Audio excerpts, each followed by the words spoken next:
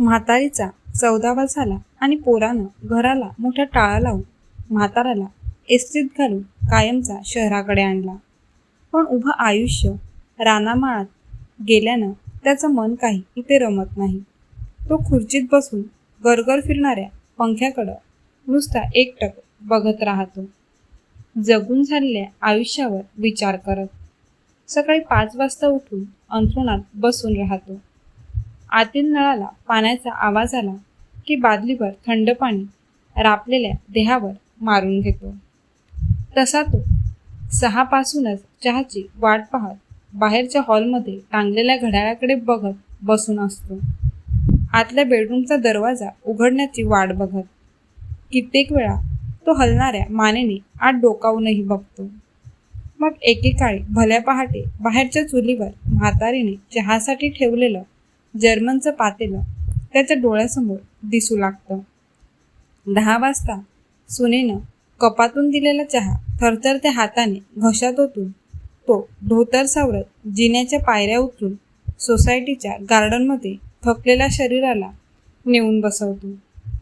पलीकडून कानात हेडफोन घातलेली हाफ पॅन्टवाली एक बाई तिच्या इंग्लिश कुत्र्याला रिकामं करायला घेऊन जाताना त्याला कोपऱ्यात दिसते. मग वस्तीवरच्या बंद घराबाहेर मागे एकट्याच उरलेल्या राजा कुत्र्याच्या काळजीनं म्हातारा कासावीस होतो.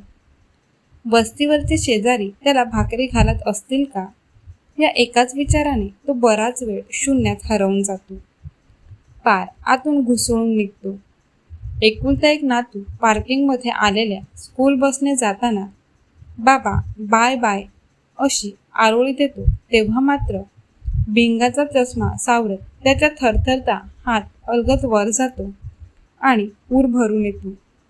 दुपारी झोपून उठल्यावर सून त्याला शिल्लक राहिलेली मॅगी डिशमधून पुढे ठेवते.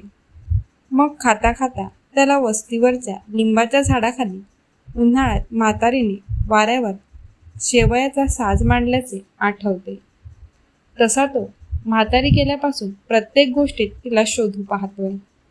रात्री उशिरापर्यंत हॉलच्या सिलिंगला अंधारात चमकणाऱ्या निर्जीव चंद्र आणि चांदण्यात तो म्हातारीला शोधत राहतो.